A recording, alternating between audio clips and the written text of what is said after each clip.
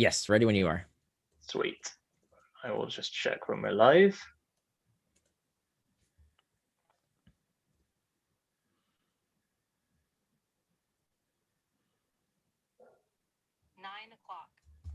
Awesome. Okay. I believe that we are live, so we're good to go. Okay. Hello, everyone. As you're trickling in at 1 o'clock on the dot, it is 9 p.m. in Singapore with my very fabulous guest, Nir Eyal. So this is a special lunch and learn because I've already had the great benefit of chatting to Nir for the Braincare podcast, which means that I've spent some time with him already understanding all the benefits of how to focus and becoming indistractable.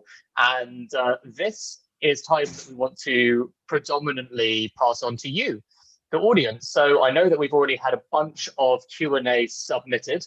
My job is going to be with our community manager, Emma, to filter these through to Nir as well as we can. But just as a starting point, Nir, so we can set the scene, this is the second of our how-to series of YouTube lives with world-leading experts. The last time we learned how to sleep better with a sleep scientist, Sophie Bostock. This time we're here to learn how to focus and become indistractable with author and behavioral design expert, and I would say nerd, Nir Eyal. So Nir, I wear that badge with pride. I appreciate it. Yeah, exactly. Nerd, you should have. So before I butcher your own introduction with superlatives, why don't you give yourself the introduction to our audience? Who are you? What do you do? And why is this your topic of choice? Sure. Yeah. So I'm what you call a behavioral designer. So I help companies build products and services that build healthy habits in users' lives. So my background was that I taught at the Stanford Graduate School of Business for several years, where I taught students how to build the kind of products that we use that improve our lives by building healthy habits. So my first book was called Hooked: How to Build Habit-Forming Products. It was all about building good habits. But then I wanted to explore the other side of the coin. I wanted to figure out how to break bad habits, specifically this bad habit that I had formed around getting distracted.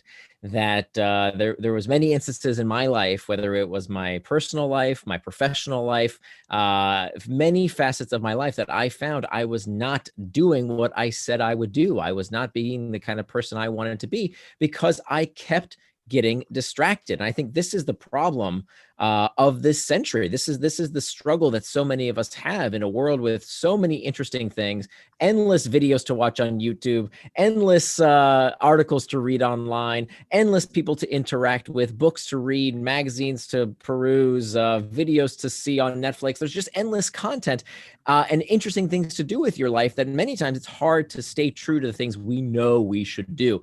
And there is no shortage of knowledge for what to do. I mean, I think, the problem is that we all basically do know what to do. Who doesn't know that to exercise, to have a healthy body, you have to exercise and eat right? We know that. We don't need to buy a diet book to tell us that. Who doesn't know that if you want good relationships, you have to be fully present with people as opposed to being on your phone while you're out to lunch or dinner with folks? We know that. We know we have to be fully present with the people we love. Who doesn't know that to excel at work, you have to do the hard work, especially the other stuff that other people don't want to do? We all know what to do. The problem is we don't know how to stop getting distracted. And as much as we like to blame technology, that's kind of the villain du jour, that we love to blame the big bad tech companies. My research revealed that it's not actually the technology that's the source of the problem. That distraction begins from within. So I'm here to teach you the skill that I most needed. I wrote this book for me. They say that research is me search. And let me tell you, I was incredibly distracted 5 years ago when I started writing this book, when I started writing Indistractable. And now I found that there is no facet of my life that has not improved because of this ability to be indistractable. Okay, now before I get into it, I just wanted to let you know that since I read the book, I've been making some changes. Because I think, like a lot of people, you read this book and be like, oh man, this book is speaking to me. He wrote this for me, but actually he wrote it for everyone, like you're saying. So just some things that I've done away with. I'm trying. The last time we spoke was about 3 weeks ago, and I finished the book 4 weeks ago. So I'm a novice on this at the moment, on this journey. Haven't had a to-do list. Thanks to your book, I've been blocking out work chunks, and I've been thinking through what I need to do, and then setting aside multiple times in a week, those chunks. I've been scheduling everything. That Peloton in the background is now scheduled. Going for a walk is scheduled. And this stuff comes from an insight in your book, which I'd love you to unpack, which is you can't call something a distraction unless you know what you're being distracted from. So that really struck me and it made loads of sense. And I'd love you to just share where that insight comes from, what it really means in the wild. And then I've got one more question for you before we go to the deluge of questions from the audience. Sure. Yeah. So this is one of those truths that we really cannot deny, that I work with so many people over the past several years who complain about how distracted they are and how they can't seem to get anything done. And, that the world is such a distracting place with everything that's happening in the news and Twitter, and their boss wants this and their kids want that. They can't seem to get anything done. And there's always some excuse why not. But when you ask them, well, what did you get distracted from? What was on your schedule that you didn't do? They can't tell you. Maybe they can roll out a to-do list, which we can talk about why I hate running your life on a to-do list, why this is actually running your life on a to-do list is one of the worst things you can do for your personal productivity, and why there's a much smarter way to do things. But this brings us to this cold hard conclusion that you cannot call something a distraction unless you know what it distracted you from. Because remember, the opposite of distraction is not focus. The opposite of distraction is traction. Actions that move you towards what you say you're going to do, things that you are doing with intent, things that move you towards your values and help you become the kind of person you want to become, which means we have to identify in advance what we want to do with our time. And don't give me this baloney that I hear all the time from people. So, oh, that's so boring. I don't want to be told what to do. I don't want my life to be hyper scheduled. That is, you know what that is? That is the fear trying to get you to not do the work that you know you want to do. That's what it is. Stephen Pressfield called it the resistance. It's that little voice that is keeping you from achieving the kind of life you can live, coming up with every reason why this won't work for you. And I'm telling you, it will work for you. How do I know? This is not a technique I invented. I wish I could take credit for it. This has been around for decades. Psychologists have studied this in literally thousands of peer-reviewed studies. It's called making an implementation intention, which is just a fancy way of saying planning out what you're going to do and when you're going to do it. This simple act of deciding how you want to spend your time. And I'm not just talking about the work stuff. I don't want you to be an automaton just pounding out tasks all day. No, I want you to plan leisure as well. If it's time with your kids, if it's time playing video games, if it's time on social media, I want you to do that stuff. If that's in accordance with your values and how you want to spend your time, wonderful. But do it with intent. Do it on your schedule, not somebody else's. And the only way we can do that is by deciding in advance how we want to spend our time. Yeah, and that's the other thing that I've done. And I'm I guess I'm breaking a habit and learning a new one. So I've learned enough about habits in my time, and building heights, is all about habit formation. So we're really like trying to become nerds, but I know it takes time. So I've been trying to do the social media one. So that's a perfect example. I've literally built in half an hour in my day for social media and faff time, I call it. Because I'll just faff around and do nothing, but it's in my diary, and I'm trying really hard to like make sure I'm doing it there so I'm not distracted, and I'm answering DMs on Instagram and I'm posting on Instagram and I'm doing those things in that period, and it's definitely starting to work for me. That's awesome. Now, and by the way, the beauty of this technique is that you don't have to think about all day when you're going to get to it. Part of the problem is when we don't schedule that kind of stuff, we think, oh, I should do it now because I'm going to forget to do it later. No. It's on your calendar. Relax. Do whatever it is you say you're going to do right now. Be in the moment. Be fully present. Do that task that you decide you're going to do right now, because that time for social media, that time for Instagram is coming. And when that time does come, anything else is a distraction. Right? If you said, I am going to spend the next 30 minutes checking Instagram, that's what is on my calendar. That is what I intend to do with my time in accordance with my values and my schedule. That now becomes traction. Everything else is a distraction. Totally agree. Okay, now I want to ask this question just in case it doesn't come up in the questions, which is, you talk in the book about time management is pain management. So what do you mean by that statement? What is the sentiment behind that? And how does that help manifest us into getting more focused and indistractable? Absolutely. So we kind of skipped a step. We went to step number 2, which is make time for traction. But step number 1 is master the internal triggers. That studies find that only 10% of the time that you get distracted, 10% is because of what we call an external trigger. An external trigger is something in our outside environment that prompts us to either traction or distraction. That's only 10% of the time is an external trigger. An external trigger is a ping, a ding, a ring, something in our outside environment that prompts us towards distraction or traction. What's the other 90%? The other 90% of the time, and several studies have found this now, the other 90% of the time that you get distracted, you are not getting distracted. You're not prompted because of an external trigger at all. You're prompted because of what we call an internal trigger. An internal trigger is an uncomfortable emotional state that we seek to escape from. Boredom, loneliness, fatigue, uncertainty, anxiety, stress. These are the internal triggers that we seek to escape from. In fact, all human behavior is not about pain and pleasure. Many people say, okay, if you ask people what's the seat of human motivation, they will erroneously tell you what Freud said, which is it's about the pursuit of pleasure and the avoidance of pain. Jeremy Bentham said something similar. It's not true. Neurologically speaking, the reason you do anything and everything is not for the pursuit of pleasure and the avoidance of pain. It's for one reason and one reason only, and that is the desire to escape discomfort. And the sooner we learn this, the better. Everything you do is about a homeostatic response. Think about it physiologically, okay? If your body feels cold, your brain says, hey, you know what? You should put on a coat. If you feel hungry, you feel hunger pangs, and so you eat.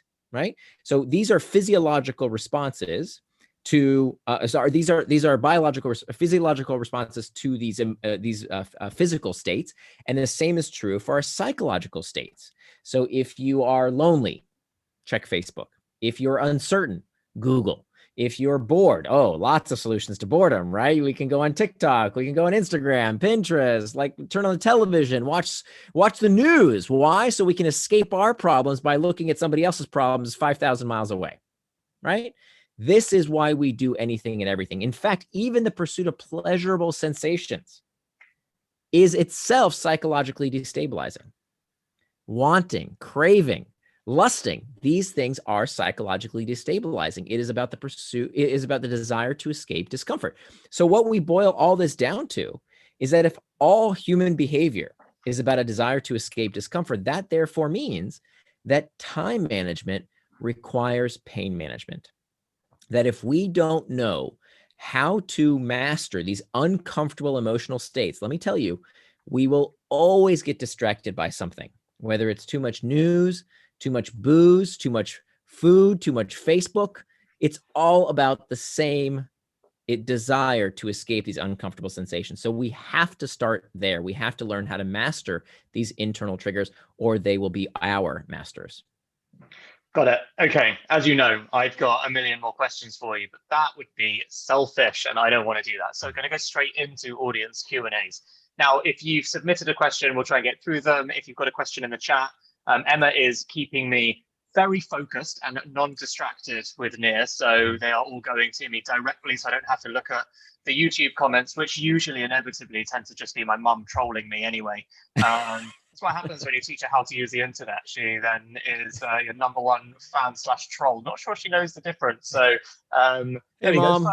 First question comes in from Mum. It would be remiss of me not to do that. And Nir, the question is, does spreading oneself too thin mean you get distracted from everything as you focus on nothing properly? As you might imagine, that is a directly relevant question, she thinks, for me. But in the interest of science and behavior design, I'll ask it for everyone. Oh, it sounds like she's trying to make a point here. And I have to agree with your mom. She's absolutely right. I mean, this is the problem of our age. I mean, how many times have you gone out with a friend to have a nice meal together, to bond, to have some quality time? And here they are across from the table doing this one thing on their phone that they just have to do right now. It's incredibly rude.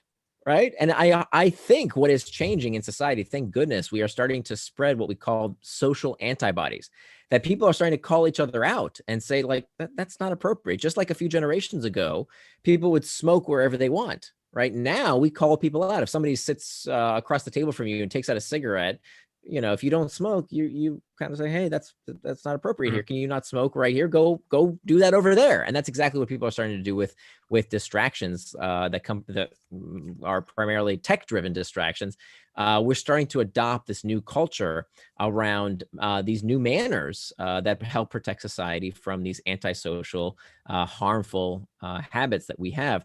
And for sure, by trying to spread ourselves too thin, by doing what's called task switching, where we do a little bit of this and a little bit of this, a little bit of this, we know that our brain stays very shallow. It doesn't get into that deep space, that focus that we need to do our best work. So when it comes to creative tasks, creative people oftentimes object to this idea that I propose around time boxing, because they say, oh, I need the freedom to do creative work whenever the muse might strike me. And the people who say that are the least productive. The most productive people, including the creatives, are the ones who sit their butts in the chair and write the book. The artist who gets in front of the canvas and does the work, starts to paint without distraction.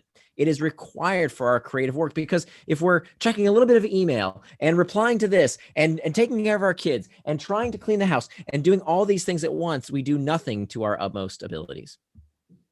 Got it. There you go, Mum. There's the answer. What Nir basically said is stop smoking in front of me. That's all I heard, Nir. Okay, so question from Rishi. I have to put everything in my mind that I want to do into my calendar, but how do I keep to it when I get to that scheduled activity?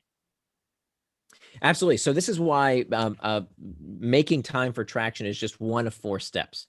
So step number 1, more than anything, the most important step is mastering the internal triggers. So again, if you do anything else, right, all the tips and tricks and life hacks and books and studies, let me tell you, I have read them all. I've seen them all. And I will tell you, none of them will work unless first and foremost, you know how to master the internal triggers. So even if you plan your day, if you have this burning stress or anxiety or any other kind of emotional discomfort, those internal triggers we talked about earlier, and you don't know what to do with them, and all you can do with them is escape through distraction, distraction's going to get you. You have to start with that step first. You have to build this toolkit so that you have many different ways to deal with those internal triggers first and foremost. So that's step 1. Then step 2 is making time for traction, doing what you're saying around keeping that time box schedule. The third step is to hack back the external triggers. So this is where we actually do dive into all those pings and rings. Because remember, even if you have the internal triggers, if you've mastered the internal triggers, even if you've had time blocked on your calendar, but now your kid comes into your workspace and says, Daddy, Daddy, I need to talk to you. Or your boss taps you on the shoulder, or your phone is buzzing and beeping. Very, very difficult to not get distracted if you don't do something about those external triggers. So we have to learn how to hack back those external triggers. And this is where we can get into kind of the nuts and bolts of what do we do about any of those problems. And I'm happy to, if anybody has a specific question about specific external triggers, more than happy to dive into those. The last step, not to be forgotten, the fourth and final step, is to build a firewall, what I call using pacts against distraction. Now, a pact is when we have this last line of defense, so that if everything else fails, this is the firewall preventing us from getting distracted, preventing us from doing something we did not intend to do. So it's when we use these 4 tactics in concert: master internal triggers, make time for traction, hack back external triggers, and prevent distraction with pacts. These are the 4 research-backed, proven techniques that can help anyone become indistractable. Brilliant. Okay, so Rishi, I hope that you're filled with new ideas on how to tackle that. Okay, so a question from Lal: why does the mind and attention wander, Nir? Yeah, so there's many different reasons why. I think probably the most rational explanation is that it served an evolutionary purpose. That for much of the 200,000 years of human evolution, being on guard, being very aware of what was going on around you was an evolutionary advantage. Now, it's only in the past 10,000 years of civilization that having the skill to have long periods of concentration, it became very, very valuable. And so now we don't struggle with how to escape boredom. Quite the opposite. We're constantly stimulated. Whereas if you think about what the world used to look like just a few hundred years ago, the world was incredibly boring. I mean, we talked about melancholy. Nobody talks about melancholy anymore, but this was like a real problem. People being incredibly bored, not knowing what to do with their time. So that's not a new problem. Now it's gone the other way. We have so many things to distract us, so many things where to put our attention, that sometimes we don't do the things that we really want to do with our time to help us live out our values. But I think it comes from this evolutionary basis of there is some advantage to being aware of your surroundings, right? You could imagine if you're on the Serengeti and you're out foraging for food, you need to be highly aware of what's going on in your environment so that you can spot that tiger that might eat you, or you might see that berry up in the distance before someone else does. So there might have been evolutionary advantages to being aware of your surroundings, but of course, just because something is natural, quote unquote, just because we evolved a certain way, doesn't mean that that's necessarily a skill that we can't, or a tendency, I should say, that we can't rise above. Many things that we do today are not natural. We didn't evolve this way. We improved these skills. Think about our ability to go to the bathroom, right? It used to be on the Serengeti. People went to the bathroom wherever they wanted. They didn't wait for the toilet. But of course, in modern society, you can't do that. You have to hold it. And so we learn these skills from a very young age so that we can live together in a society. And so just like potty training, we all have to become indistractable in order to live better lives. Got it. Okay, so next question is from Mawa, and this is like, not something that you would really experience in the Serengeti, more of a modern day phenomenon. But how do you stay focused if you've got something like ADHD? Yeah, so the book was not written specifically for people who suffer from attention deficit and hyperactivity disorder. It is a disorder. It is a pathology, and it's the book is not written specifically for people who suffer that medical diagnosis. It is written for everyone. That being said, there is a base of people who do not have any kind of medical diagnosis, who just plop this label on themselves. So I'm not talking to the people who have gone to a physician, been properly evaluated, and have a medical diagnosis of ADHD. I'm talking about the people who say, I have it, and they've never been diagnosed, and they self-diagnose thinking that they could, earn a medical degree that qualifies them to do this. And the reason they do it is because it's very convenient, right? We want to believe that there's something preventing me from doing this, that it's not something I could accomplish. Why? Because it absolves us of responsibility. So the number of people who think they have something, have this disorder, who really don't, is very high, right? The vast majority of people who think they have it and have never been diagnosed, there is no disorder here. They just haven't implemented these techniques to find that they are actually capable of harnessing their attention, of focusing well if they use these techniques. Now, for people who do have an actual diagnosis from a physician of ADHD, my advice is, we always, and this is the advice of all physicians in this field, we always want to exhaust non-medical options, right? All of the drugs that people are given, some of them from a very young age, have side effects when it comes to ADHD. None of these drugs are without side effects. So we always want to exhaust non-pharmaceutical options first, okay? Or at least in conjunction to reduce the amount of pharmaceuticals we have to take. So my advice is, use these techniques first and foremost. See how far you can get with these techniques, whether you have a diagnosis or not, to find ways to limit the amount of pharmaceuticals that we're taking. So these techniques can work for anyone, whether you have a diagnosis or not. Yeah, and I always think about these, ADHD scenario, the difference of, for example, England and the USA, where it's an epidemic in the USA because they jump to those conclusions, whereas in the UK, no one has officially diagnosed with ADHD. We just accept that we're distracted in society and need to do more ourselves. So obviously, totally agree with you if you have the diagnosis and actually are important, but I would 100%. I grew up very distracted all the time, spreading myself too thin, etc., etc. And it'd be very easy to say, yeah, I have it, but actually, I probably just genuinely need to focus more on the tools and tips like you suggest about taking back responsibility for my action and distraction. Right. I mean, the medical community loves creating new diseases, right? Like ADHD did not exist a few decades ago. How could that be? Yeah. How could it be that 10 times the children in the United States get diagnosed with ADHD than do in the EU? That's something's fishy here. I do believe that physicians in the United States overdiagnose, overprescribe, and I think we see the tide turning. There's a wonderful movie on Netflix called Take Your Pills. We don't have time to get into this whole background, but it's a fascinating story of how way too many people as children were stuffed pills down their throat without first saying, wait a minute, is this normal behavior? Are we medicalizing otherwise, normal part of human behavior? And maybe we should learn these skills first, right? Where are we taught how to be indistractable? Where are we taught to focus our attention? Nowhere. And is it a surprise then that we're not able to harness this power if we're not taught how to use it? It does seem like the kind of thing that we should actually be taught in school when it's so important for everything else. It's like one of those, meta learning how to learn. It's just such an important thing to learn first.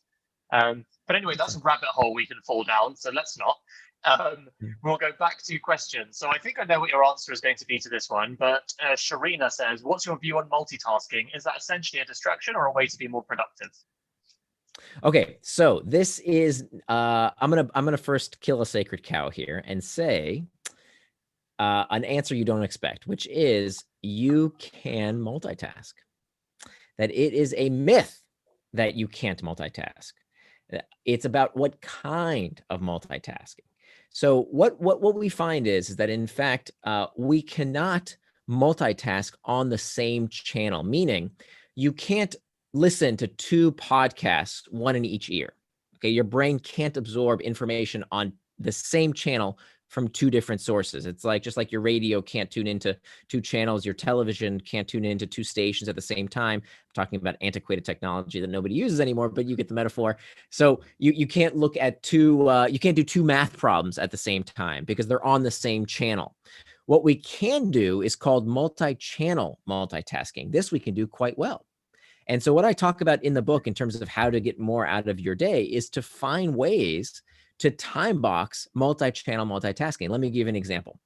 So while I was writing this book, one of the distractions that I found was most detrimental to me was that I would read the news online.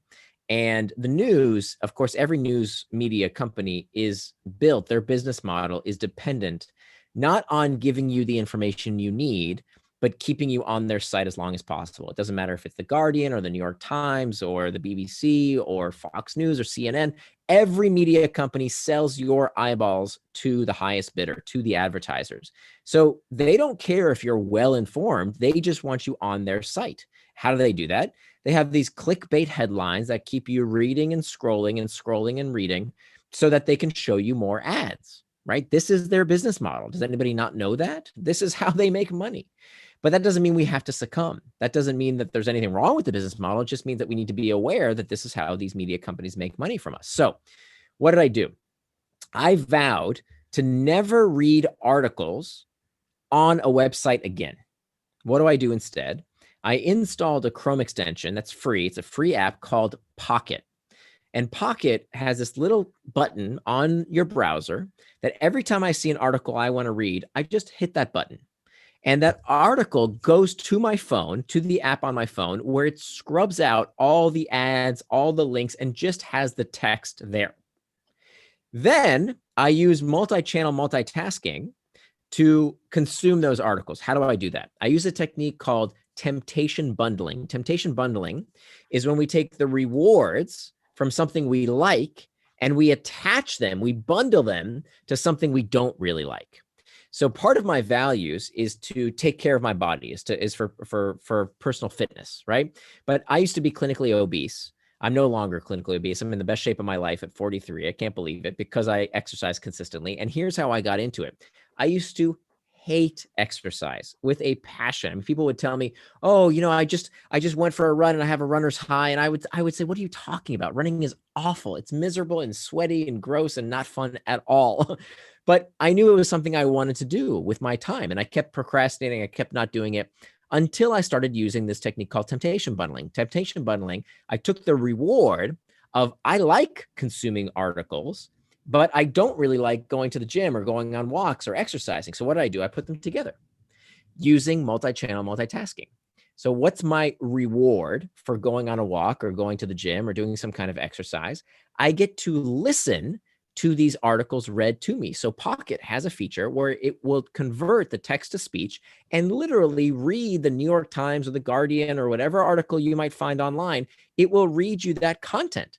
So as I'm on the treadmill or as I'm taking a walk or on a bike and getting some personal fitness in, right? That's the physical channel. I'm also multitasking by listening to content, right? So now I'm doing a 2-for-1. So you can actually multitask, and this can occur in many areas of your life. Let's say you want to invest in your friends. Well, you can have a meal with your friends, right? That's multitasking. You can go on a walk while taking a phone call, as opposed to being sedentary, sitting in your chair. You can combine different channels of information at the same time. So that's the right kind of multitasking. That is brilliant. And by the way, as I hadn't actually heard of it really or thought about it much described like that, I thought about it as habit stacking. Very similar principle, I guess, but that is Habit how. stacking is a little bit different. Habit stacking is about new behaviors. It's Yeah. about, okay, so every time I go on a walk, I will do this and I will go on this route, and then I will do this, and then I will do this, like new behaviors, one on top of the other. This is actually doing them at the same time. Yeah. No, you're right. I guess that's, what I was saying is that's how I got so into walking and so into audiobooks. It's like I want to read, but I don't have time to read, so I don't read any books. Like I said to you, Indistractable got the audiobook, and Yeah. and I go on my walks. So I'm like, I know that I'm going to go for a walk for an hour and a half a day. That's like a third of your book. Your book is about 5.5 hours. So and it's amazing, right? It's great because I literally get to pick. When I see your book, I'm like, that one's 5.5. This is the walks. I'm by the end of the week, I'll have got through that one. Yeah, I completely agree. That's exactly how I live my life, and it is so rewarding, and it really works. But I hadn't thought about doing it for articles. So again, taught me something new today. Right, let's see how many more people you can answer every question for. So Sure. Warren has asked, how do you time box a task that you have no idea how long it'll take and it can't be stopped mid-job? Yeah, great question. This is why time boxing is so important. Okay, so there is a cognitive bias called the planning fallacy, and the planning fallacy says that humans are incredibly bad at determining how long a task will take. That on average, a task will take someone 3 times longer than they predict. Okay, this is what studies have shown, that because of this planning fallacy, we say, oh, this thing will take half an hour. It usually takes an hour and a half. And if we're honest with ourselves, this happens to us all the time, no matter what the task is. Now, why does this happen? Because there is no feedback. When we use a to-do list, and you know how much I hate running your life on a to-do list. When people use a to-do list, they say, okay, I need to write this paper, write paper. That's the to-do. Finish the paper, finish the proposal, make sales calls, whatever the thing is on your to-do list. But by doing it that way, you don't learn how long stuff takes you.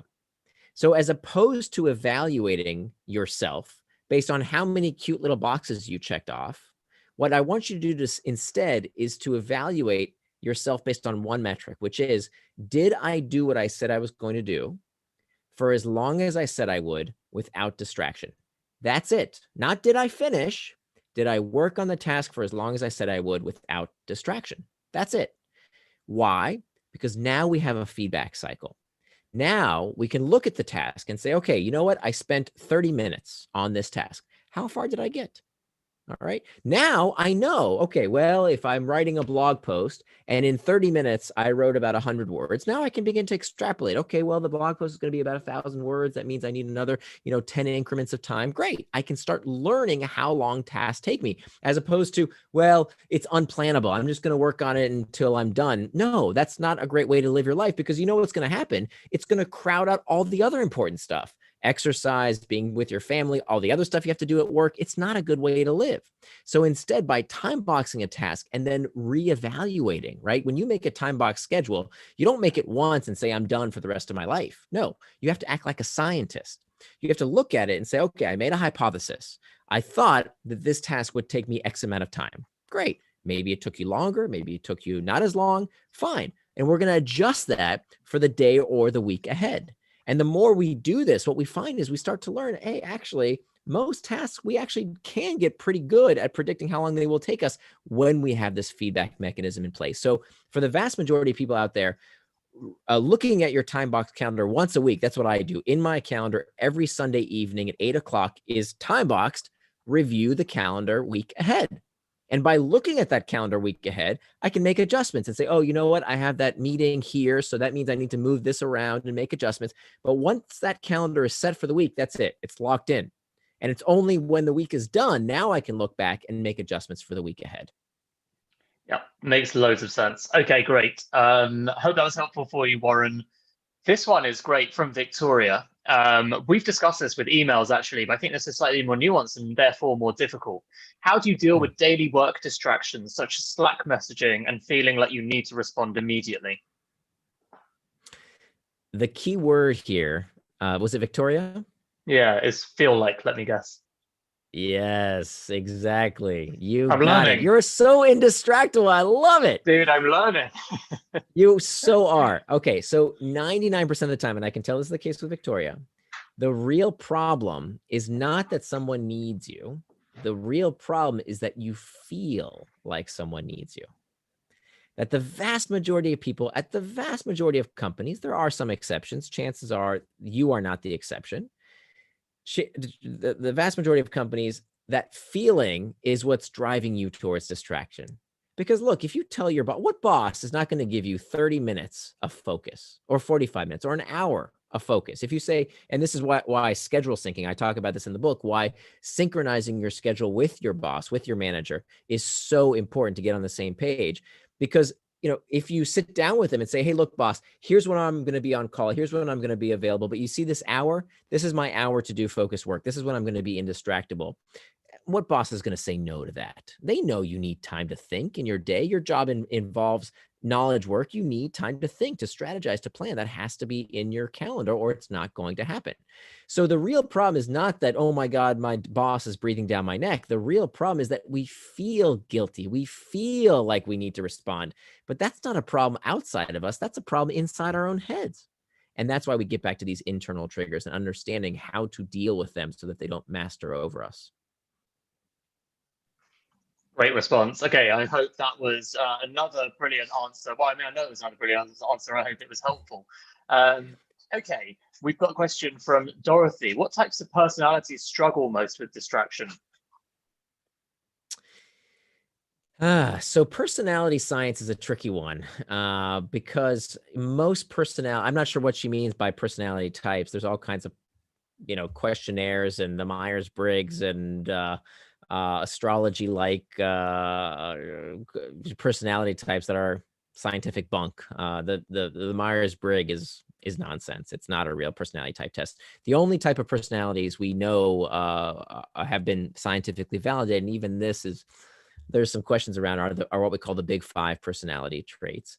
And we haven't seen that there's a particular type of person other than the kind of person who is conscientious. So people who score high on conscientiousness tend to be better time managers, which makes sense. And so they tend to not have as big of a problem when it comes to time management. Great. Okay. Question from Richard. Can social frameworks help master internal triggers? For example, pair programming, collaborating on spreadsheets, etc., where you can encourage focus on time box tasks as another person is focused and vice versa. Absolutely. This is a great technique. So in the section I talk about pacts, we talk about these types of social pacts, and there's all kinds of tools out there, many of them absolutely free, where entering into a pact with another person can be that firewall we discussed earlier. And by the way, I gave you the 4 big strategies, not the tactics. Why did I do that? Because tactics, the life hacks, the tips and tricks, that's cheap, right? You'll learn some tip and trick and you'll either use it or you won't. That's cheap stuff. What I want to give people is the strategy. Tactics are what we do. Strategy is why we do it. So the thing I want you to remember, to memorize, is to become indistractable, master the internal triggers, make time for traction, hack back external triggers, and prevent distraction with pacts. The rest is tactics. One of those tactics is this pact that we can make with another person. So let me give you a couple of examples. So when I was doing the research for this book, Indistractable, I was learning all this amazing research, and I came across the literature, the scientific literature around why these pacts are so powerful. And I knew they would work but I was scared to use it until I said, you know what, I really got to put my money where my mouth is here and actually, do this stuff. So I had done 4 years of research. I had all the research, all the insights ready. I just needed to write the damn book. So what did I do? I went to my friend Mark and I made a bet with Mark. And I said, Mark, if I don't finish my manuscript by January 1st, I will give you $10,000. $10,000. Now, $10,000 would hurt. I didn't want to lose those $10,000. But do you think I lost the $10,000? Of course I No, did. I can. Yeah, I mean, I did the work. I definitely keep to my promise if I did that. Exactly. Well, here's the thing. I finished my book and I kept the $10,000. How many people enter writers' workshops and take courses to make them better, to think that, oh, if I only knew how to do it, I would do it? No, it's not true. Save your money, make a bet on yourself, and you'll know what? You'll get the output and you'll keep your money. And that would be an example of what we call a price pact, where we make a financial disincentive to going off track. Now, word of warning, okay, listen carefully. You have to do this last. If you do this before the other 3 steps, it will backfire and you'll be sorry. Only do this after you've mastered the internal triggers, after you've made time for traction, after you prevented distraction with pacts. Hacked back the external triggers. Then you prevent distraction with pacts. It has to come last. Another great pact that you can make is making these pacts with other people in real time. So there's actually a company that I like so much called FocusMate. I actually invested in the company. So if you go to focusmate.com, here's how it works. You log into focusmate.com and you pick a time when you want to do focused work in your day. So let's say, the kind of person I am, I have trouble getting started in the morning, right? If I don't get started right on time at 8 a.m., I'm going to find some way to procrastinate. So I really need a way to hold myself accountable to make sure I get started at 8 a.m. So what do? I go on to FocusMate. I book a time at 8 a.m. Somebody else, I'm assigned a focus mate who also is assigned during that time. And at 8 a.m., when I log in, there they are ready to get to work. And if I don't show up, they're going to give me a bad review. So that's enough of a social incentive to know that, oh, this person is going to be there. They're struggling with distraction. I'm struggling with distraction. We're both going to keep each other accountable. It's a 30-second introduction. Okay, what are you working on? What are you working on? Go. You would not believe how effective this simple tactic is at keeping us on track. Yeah, I've used FocusMate. It's actually surprisingly brilliant. And I think the big word there is surprising, because it sounds a bit weird when you're describing it. And it did to me the first time someone said it, but it works. You just feel a bit guilty, and that guilt is enough to commit. It's true. Right. So a question from Gnome. I love this one. When presenting a work-related topic, usually in front of a large crowd, I get nervous and I can't focus on what I'd like to say. Is there any tip that will put me in the right state of mind so I don't forget what I need to say? Oh, this is a great question. It's a very personal question because I used to have terrible stage fright, which sucks when your profession is to be a professional speaker. So it was definitely something that I had to learn to overcome. And this is a great example of an internal trigger, right? The fear of going on stage. What are people going to think of me? Am I going to mess up my talk? And of course, what happens when we do that is we begin to ruminate. And when we ruminate, we can't think about what we're going to say next. We can't do our best work because we're too busy thinking about how we might mess up. And so this is where changing the conversation is so important. And let me back up and say the bigger picture point here. There's a section in the book about how we have to reimagine our temperament. Reimagine our temperament. Temperaments are defined as an immutable attribute of a person. And what happens is many people label themselves with different attributes that are incredibly self-harming. So when someone says, I have a short attention span, I have I have an addictive personality, I am a Myers-Briggs this or that, I'm a morning person, I'm not a morning person, I have ADHD when you haven't been diagnosed, all of these self-images that limit our ability to be who we really can be are incredibly harmful. I think the most harmful is this idea that that we are being addicted and hijacked by technology because we begin to believe this about ourselves, and it's incredibly harmful. So how do we relate this back to stage fright? When I used to get on stage, I used to have this self-image that I'm no good at this. They're going to see that I don't know how to speak on stage. I'm going to mess up. What happens if I mess up? What do I do next? And I would get into this rumination cycle, all because I had this poor self-image triggered by what I didn't realize at the time was a physiological response. The internal trigger was literally happening inside of me. Before I would get on stage, my heart would start beating faster. I'd start to get a little short of breath. My palms would get a little sweaty. My armpits would get sweaty. All these physiological things would happen to me. And I took that to mean that I was not a good public speaker, right? I took that as a message about who I am. And then I read this literature about how harmful this can be, and I decided to change my mind. I reframed these internal triggers so that they serve me as opposed to me serving them. So now when I go on stage, I have the exact same physiological response. The same internal triggers are there, right? I still get the heart palpitations. I still am a little short of breath. I still get excited. I'm still fearful, but now I've reframed it, because what do I say to myself? What I say to myself has completely changed. And maybe this is helpful to you as well. That when I feel my heart beating, instead of telling myself, oh, you see, this is a sign I'm not good at this. Instead, I say, oh, this is my body helping me rise to the challenge by making my heart beat faster to get more oxygen to my brain. I reframe what's happening, right? I reframe the internal triggers to send a different message about who I am and what I'm capable of.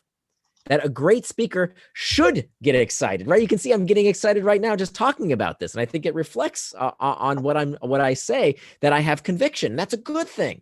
So by reframing these internal triggers so that they serve us as opposed to us serving them, that's how we can rise above these internal triggers. And also, one last point, we have to dispose of this self-help garbage that feeling bad is bad.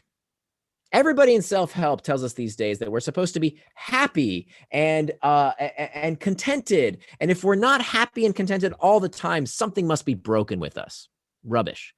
Feeling bad is not bad.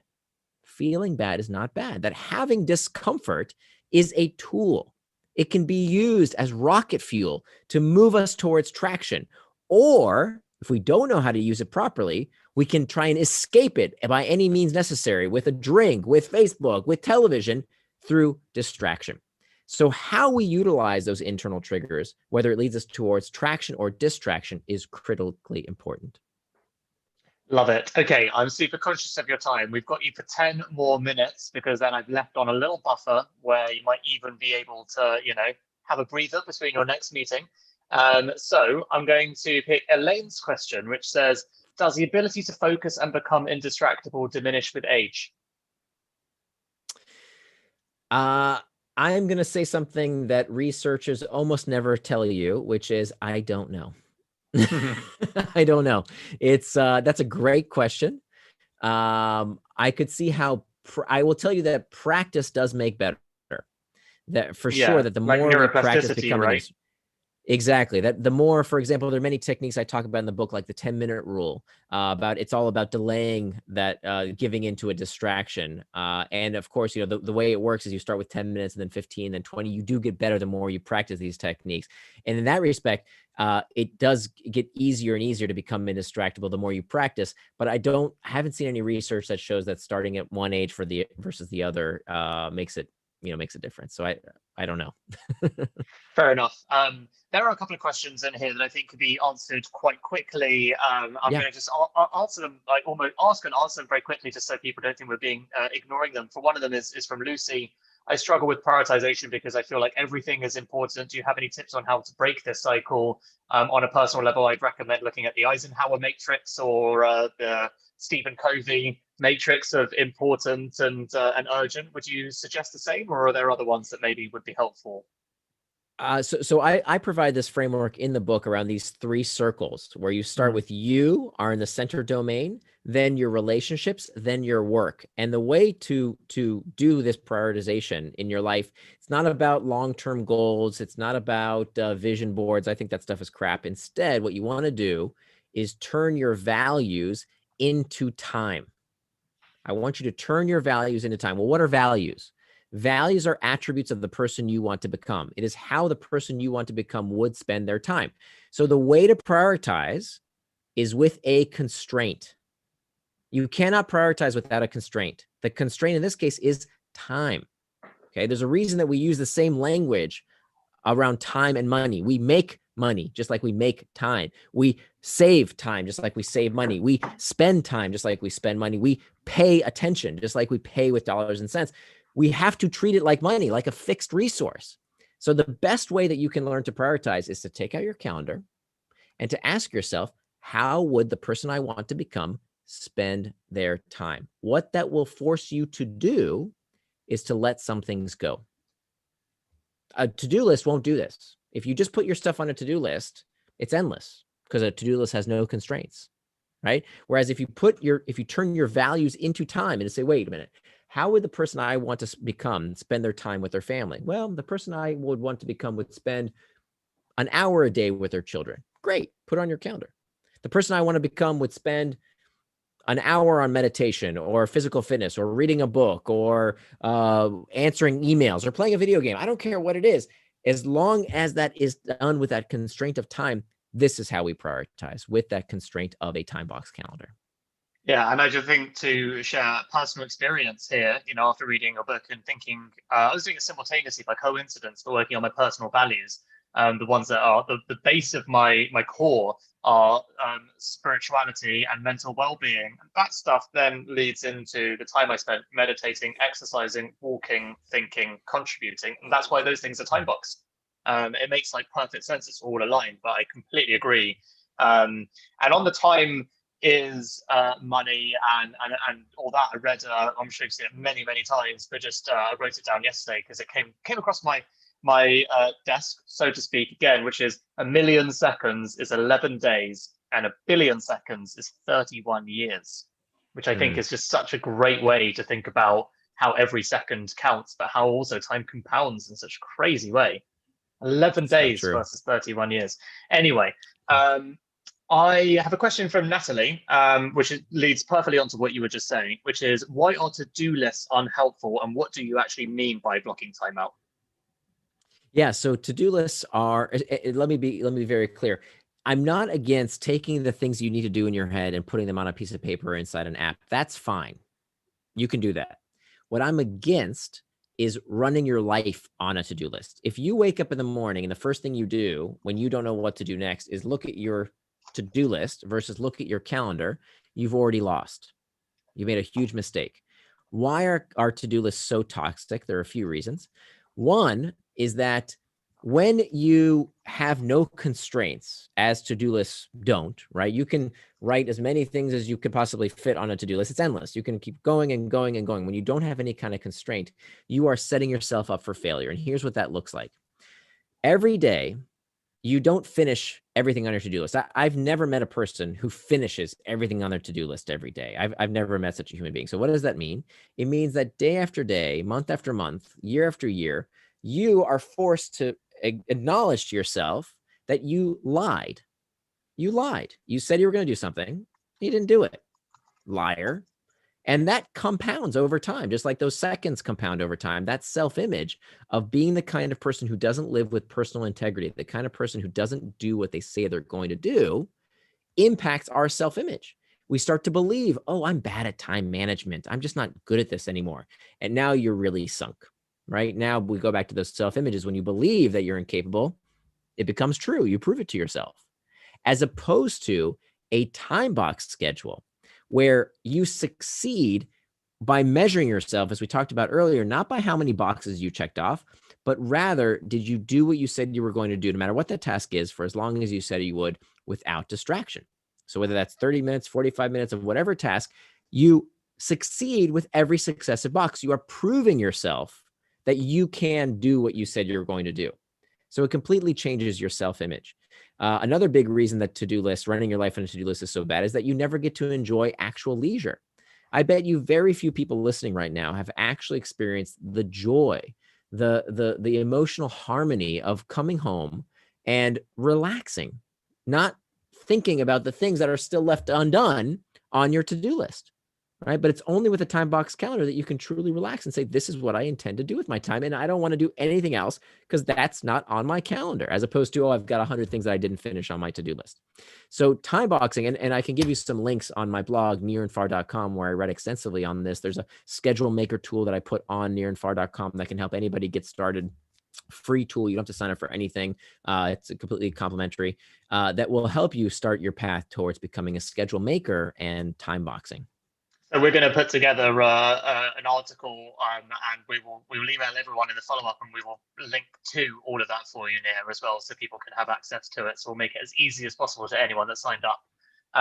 Excellent. So if you've been taking notes, then don't worry, we've also got you covered, but it's still good to write down your own notes. Okay, last question, promise. And it's a great one. So from Caroline, what has living through a global pandemic changed or not changed about your focus on life?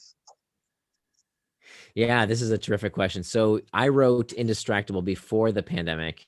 And I remember when this whole mess started, I remember turning to my wife and saying, I am so glad that I had this line of research done before the pandemic, because the world suddenly got so much more stressful, so much more anxiety inducing, that I was so glad that I had this toolkit ready to deal with it. Because, if the world suddenly became so much more potentially distracting. So in many ways, it became more necessary, specifically because so many of us work from home, where now the distractions are changed. Now it's not the distraction of the office coworkers. The distractions are our kids, our spouse, all the things that we have to, homeschooling, all these things that many of us had to adopt all of a sudden. And the good news is the same exact techniques apply. That it's the same 4 steps of mastering internal triggers, making time for traction, hacking back external triggers, and preventing distraction with pacts. They are even more important when there are more internal triggers in the world, right? When we're fearful and uncertain about the world, it's more likely that we will seek distraction, right? It's why the ratings on the news stations are through the roof right now, because people feel more uncertain about the world. They're more fearful. And so they're looking for this salve, this emotional relief from watching the news. Of course, the news is not in the business of making you feel secure about the world. The news is in the business of keeping you tuned in. So it's even more important that we learn how to become indistractable in an age where there is so much anxiety. Amazing. Nir, thank you so much for all of your time. I just want to say to everyone that's been listening, we appreciate you joining for a lunch and learn. If you've enjoyed it, then I would love you to please like and subscribe to our YouTube channel. We're fairly new at YouTube, but we're growing quite steadily, and it's been a great turnout today. So thank you very much for turning up. Please like and subscribe, and you'll be getting all the follow-up show notes with Nir.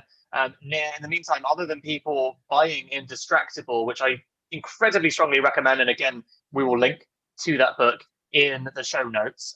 What else could they do to support you and your mission to help the world become more indistractable? I appreciate it. Well, the best thing you can do is to call yourself indistractable. So listen, whether you buy the book or not, I don't care. If you listen this long, you understand the basic 4 principles of becoming indistractable. The rest is detail. The rest is improvement. If you can make one small change in your life, something you can do, learn one technique to deal with these uncomfortable emotional states that lead you towards distraction. Find, maybe plan one afternoon a week. You don't have to time box your entire week. Start with just one afternoon. Hack back one external trigger. Can you turn off one notification that's superfluous, that's not serving you? Can you use a pact in your life? If you can make one small step to become indistractable, most importantly, start calling yourself indistractable, right? That when we use a moniker, when we have a description for the kind of person we are, we start to live up to our expectations, and we can influence others. So just like someone would call themselves a vegetarian, for example, it helps them stay on track, right? A vegetarian doesn't wake up in the morning and say, oh, I wonder if I should have a ham sandwich for breakfast. No, they know they don't eat meat. It is who they are. It is their identity, which is why the book is called Indistractable, because Indistractable sounds like indestructible. It's a superpower.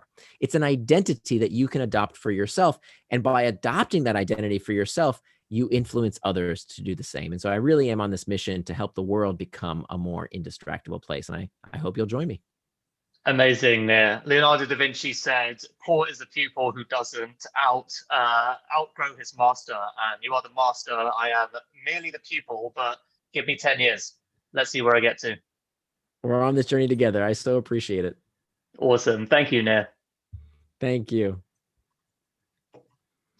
Awesome. Okay, amazing. I have ended